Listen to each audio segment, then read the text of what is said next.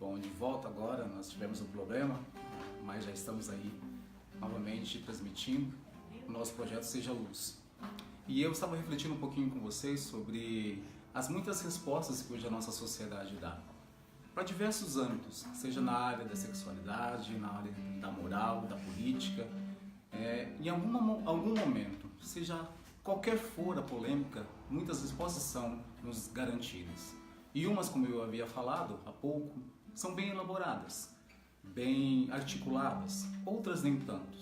Outras são movidas pelas paixões, pelo aquilo que a pessoa tem de ideologia e muitas vezes não são respostas profundas que não caracterizam a pessoa e não identificam a nossa pessoa, principalmente o nosso ser cristão. Por isso, naquilo que eu estou querendo chamar a atenção, talvez não é mais as respostas que nos preocupam, mas as verdadeiras questões, as verdadeiras perguntas que não são feitas, que nos identificam o nosso ser, principalmente o nosso ser cristão. Por exemplo, eu gostaria de citar dois exemplos aqui de um personagem, claro, para nós muito caro, que é o próprio Cristo. Nas Sagradas Escrituras, no Novo Testamento, Jesus muitas vezes é daquele que faz questões, é aquele que faz algumas perguntas. Por exemplo, o cego de Jericó. Quando o cego estava lá gritando, Senhor, filho de Davi, tende piedade de mim. E muitos falavam para ele, fica calado, fica quieto. E ele continuava insistindo, Senhor, filho de Davi, tende piedade de mim. E aí Jesus, o JC, como eu costumo dizer, falou, vem, chama ele para cá. E aí veio o cego de Jericó, tateando e tal, e chega perto de Jesus. E o impressionante é que até o Padre Léo faz uma sátira sobre essa passagem, e ele fala assim, Jesus toma a palavra e pergunta, o que queres que eu te faça? Olha, parecia muito óbvio, não é verdade? Poxa, se ele estava gritando, tende piedade de mim, e o problema dele era a cegueira, por que Jesus havia perguntado isso para ele? Não parecia óbvio? Olha, eu quero enxergar. E aí o Padre Léo faz uma sátira, ele fala, não, aquele cego só podia ter brincado com Jesus, Senhor, por favor, eu quero um cão-guia. Não é assim. E aí nós percebemos que na dimensão do ser humano, na dimensão do ser cristão, o milagre muitas vezes passa por uma pergunta. E uma pergunta que precisa ser respondida com sinceridade. Outra passagem que eu gostaria de trazer aqui para refletir sobre isso é muitas vezes aquela passagem que Jesus está discutindo com os fariseus, com os doutores da lei. E numa dessas discussões, numa dessas questões, desses encontros, os fariseus queriam colocar Jesus em alguma emboscada. E novamente Jesus faz uma pergunta, um questionamento. E essa passagem é aquela que eu me refiro sobre pagar ou não o imposto a César. Foi isso que tentaram colocar Jesus numa emboscada. E aí, Senhor, é lícito ou não pagar imposto a César? E Jesus novamente toma a palavra e faz uma questão. Tem uma moeda aí? Trouxeram uma moeda? E disso Jesus perguntou, de quem é a inscrição que está nesta moeda? E eles responderam, de César. E ele novamente fala, então, pois, dai a César o que é de César e a Deus o que é de Deus. E aí nós entendemos que essa dimensão, hoje na nossa sociedade, há muitas falsas questões que nos impõem para nos iludibriar, para nos tirar fora do eixo do caminho. Por isso eu trouxe essa reflexão para a nossa ideia aqui hoje. Para nós refletirmos sobre não tanto as respostas que nos dão, mas as verdadeiras perguntas que eu e você temos que fazer. Aquelas perguntas que vão nos caracterizar na honestidade, na moral, na decência, no ser cristão. Qual é essa pergunta que eu e você precisamos fazer e responder, sermos sinceros conosco mesmo? Saindo um pouco da religião, saindo um pouco desse âmbito da religiosidade, indo um pouco para a área da filosofia. Tem outro personagem que também fazia algumas questões. Sócrates, 429 anos antes de Cristo, já havia nesse método. O método que ele usava era chamado maiêutica, ou seja, transformar em luz o conhecimento, fazer parir o conhecimento no ser humano, através de quê? De algumas questões. Os alunos dele, ele ia questionando, a fim de que, pelas próprias respostas dos questionamentos, os alunos pudessem chegar a um conhecimento, a verdade, aquilo que é verdadeiro. Por isso, esse personagem é tão caro também. Nessa filosofia de vida, ele também questionava. Então é nesse sentido que nós temos que partir um pouquinho para essa origem. Temos que partir um pouquinho para isso.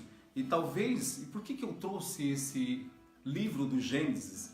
Né? Talvez seja estranho para nós ouvir um texto do Gênesis nos dias de hoje, uma vez que ocasionalmente a igreja nos apresenta esse texto justamente na vigília pascal, né?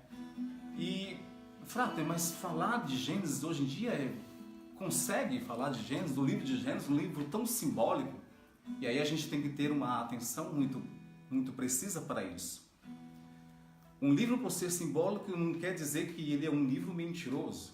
Não quer dizer que não contém uma verdade, muito pelo contrário. Há uma verdade no simbolismo desse livro. Claro, hoje, pelo avanço do conhecimento, da ciência, talvez seja difícil para nós acreditar, Adão e Eva existiu ou não. Isso para nós parece que já está ultrapassado, não é? Aí está o sentido do nosso conhecimento, mas sim que esse livro, esse simbolismo desse livro, traz para nós uma verdade. E a verdade é, nós temos uma origem. Ou seja, a volta à origem é o que nos coloca na concretude do nosso ser, que temos a consciência de ter um modelo, um arquétipo a ser lembrado. Ou seja, nós temos que voltar às nossas origens. Não no sentido de ficarmos atrelados ao passado. Não é isso. Mário Sérgio Cortella vai dizer um pouquinho dessa diferença de termos raiz e termos o termo da âncora, né? A âncora nos coloca para trás, a âncora nos coloca paralisados. A raiz não. A raiz nos nutre, a raiz nos coloca no sentido de crescimento. E é nesse sentido que eu quero refletir para vocês hoje, por causa desse livro que eu trouxe, né? De entender que nós temos uma raiz, nós temos uma origem, nós temos uma verdade. E essa verdade é que Deus nos criou. Aí está a nossa verdade, aí está a nossa origem. E ali gostaria de somente chamar novamente a atenção para esse último versículo, o versículo 31. Deus viu que tudo quanto havia feito era muito bom. Esse Deus viu que tudo era muito bom é no sentido mais que significativo para nós. Porque se nós formos no estudo da filosofia novamente, a categoria do ser tem 3 outras grandes categorias que nós temos que entender e prestar atenção. O ser, ele é bom, ele é belo e ele é verdadeiro. E aí, nesse sentido, nós podemos entender que essas 3 categorias para nós é essencial. O ser humano, ele é bom, belo e verdadeiro. E ali eu trouxe, claro, para não me estender muito, que eu sei que o tempo urge, né? Uma dessas categorias, o ser da beleza. Hoje, como a sociedade ela vai deturpando essa categoria da beleza. Deturpou-se tudo. Hoje, para nós, parece que eles mostram o que é bizarro como se fosse belo. Aquilo que é bizarro é belo agora. E segue por esse viés, segue por esse caminho, a bizarrice. Ou seja, quantas coisas bizarras colocam e nós, enquanto sociedade, somos obrigados a engolir isso e achar que isso é belo. Por exemplo, olha as músicas, o que se transformaram, seja ela em todos os sentidos. Olha a nossa política, o que se transformou, seja ela em todos os seus sentidos. Então, nesse sentido, perde-se a beleza por aquilo. E ali tem um filósofo britânico chamado Roger Scruton, né? Ele é britânico, e ele vai trabalhar uma dessas categorias do ser, que é a beleza. E aí eu chamo muita atenção por causa disso, que eu conheci esse pensador, conheci o pensamento dele e achei muito interessante quando ele fala de que a beleza, ela é o fim ou ela é o meio. Como a nossa sociedade hoje está lidando com a beleza? E eu não falo simplesmente, ele obviamente não fala simplesmente de uma beleza estética. Ele fala beleza pela beleza, por essa categoria que nós estamos refletindo, né? E nesse sentido, a beleza para Roger Scruton, ela é intrínseca, ou seja, nós necessitamos da beleza. A beleza está no interior do ser humano, a beleza está intrínseca ao ser humano. E nesse sentido, ele vai refletindo sobre isso. E a beleza, ela traz um certo prazer. Eu não falo simplesmente do prazer sexual, eu falo desse prazer de você contemplar algo que é belo, por exemplo, um quadro, né? Uma obra de arte, e aquilo te dá um prazer, porque você olha aquele quadro, aquela obra de arte, aquela situação, e aquilo te dá uma certa paz de espírito, uma certa harmonia. Ah, Frate, mas e aí? Como que fica então um deficiente visual? A beleza, ela não está simplesmente nesse âmbito da visão. Obviamente que ela vai muito mais além. Um deficiente visual, por exemplo, ele não tem a sua visão cerceada, mas a sua audição e a beleza pode, pela audição, outros sentidos que ele tem, atingir a alma de uma pessoa. Ou seja, a beleza, ela é necessária para o ser humano, porque está intrínseco a ele, no sentido de harmonizar a nossa vida.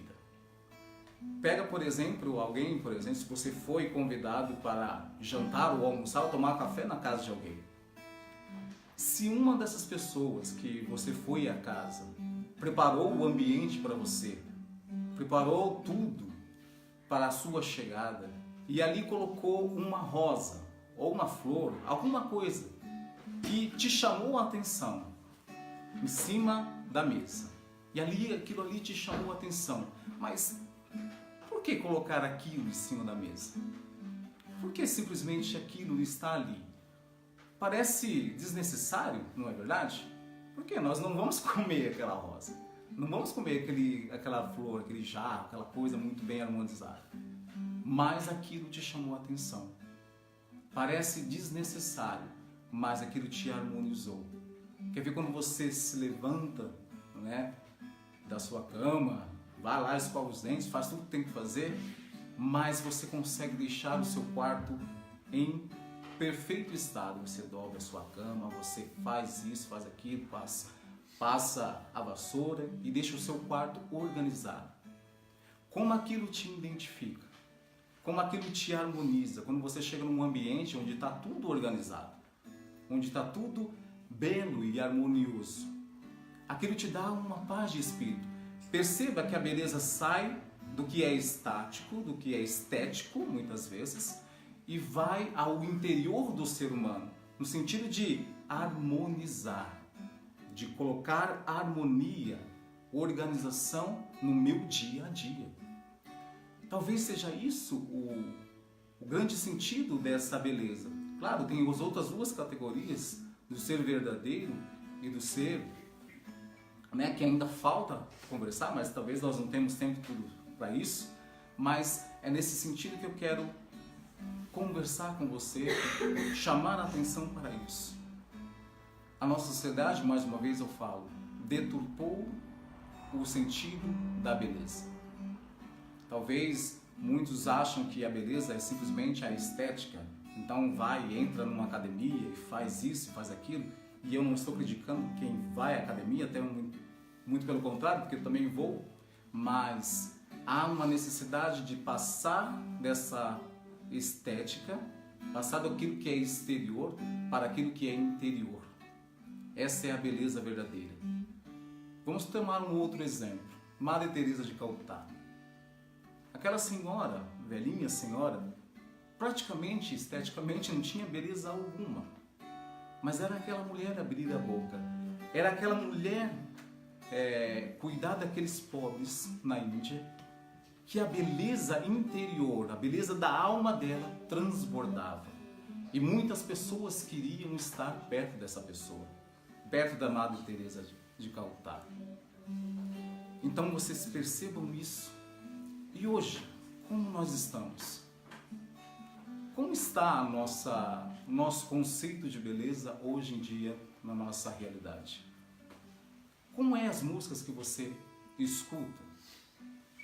Tem beleza na letra que você ouve?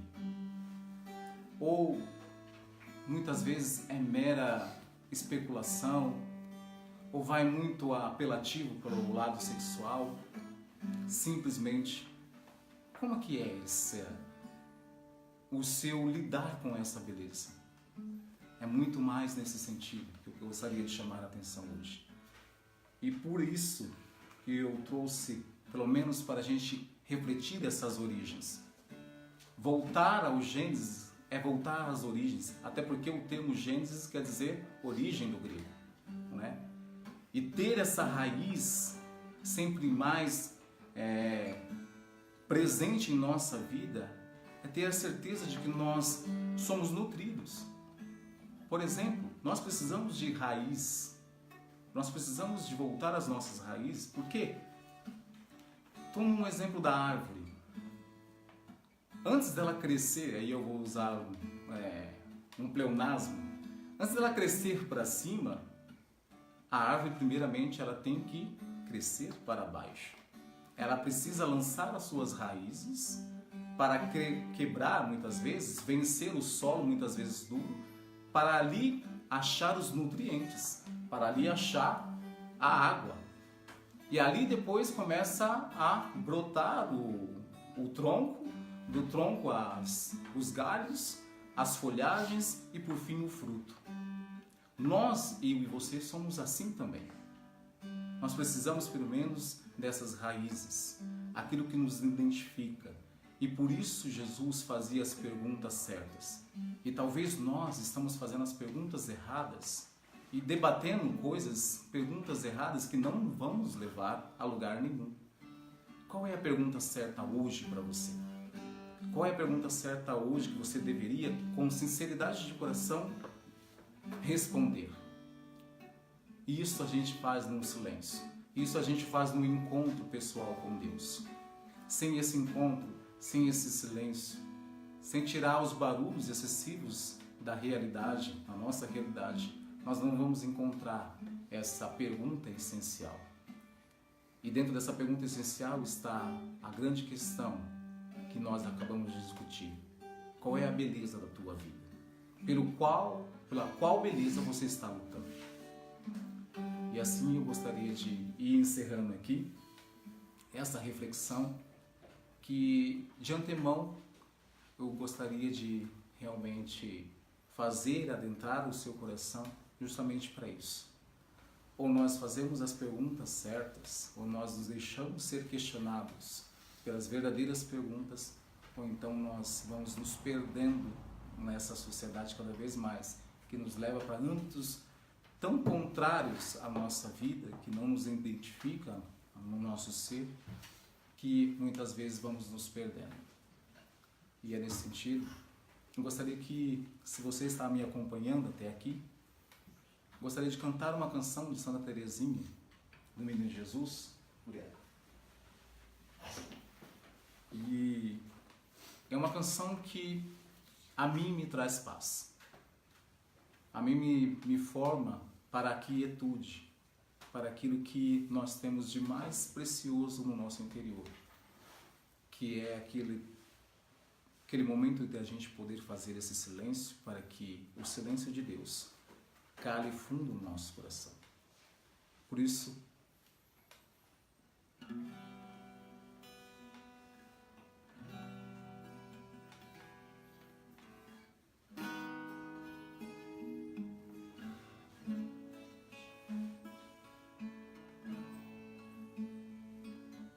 nada te perturbes, nada te amedronte, tudo passa, só Deus não muda. A paciência que tudo alcança, a quem tem Deus nada falta, só Deus basta.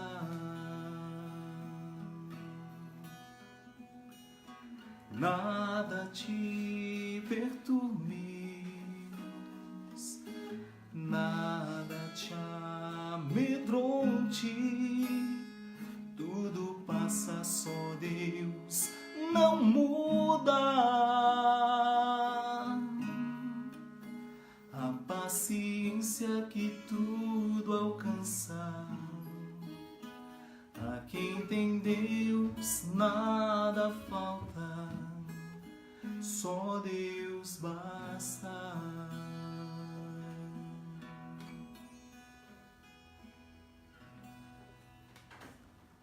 Mais uma vez, obrigado pela oportunidade de poder partilhar com vocês. E é nesse sentido que eu gostaria de provocar vocês jovens, vocês que estão me assistindo, né, estão nos assistindo, a realmente, diante de uma sociedade que tem tantas falsas perguntas, realmente se direcionar para aquilo que é bom, belo e verdadeiro. E o que é bom, belo e verdadeiro é que nós temos uma origem. E essa origem é Deus. E é por Ele que nós devemos nos deixar guiar. Através dessas perguntas que temos que sinceramente responder. Ou sim ou não.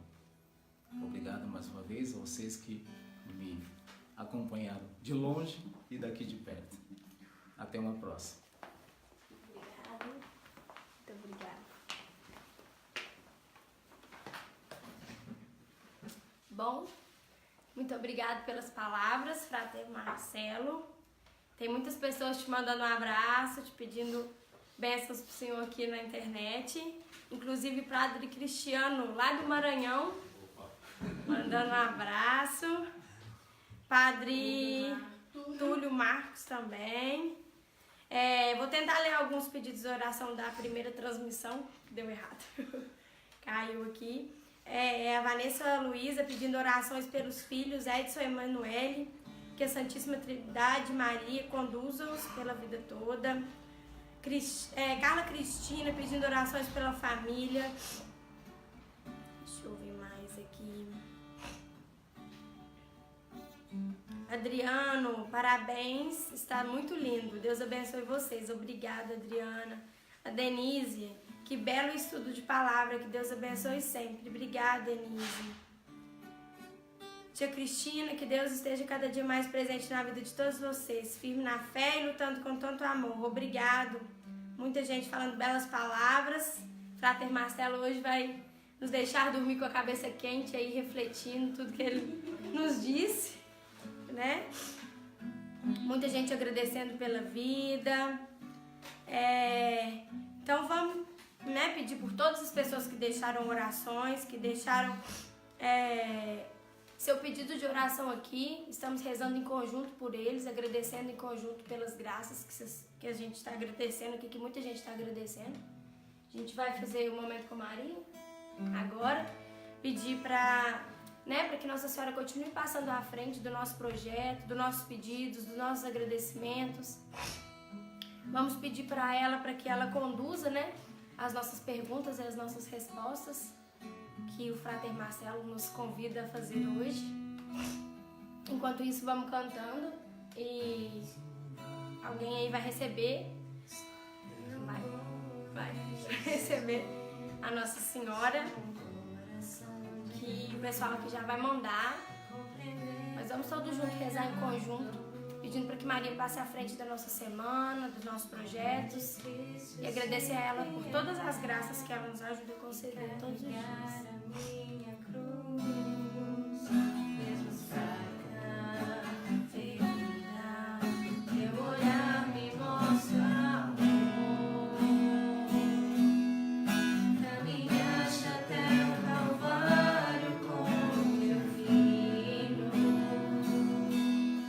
Te convido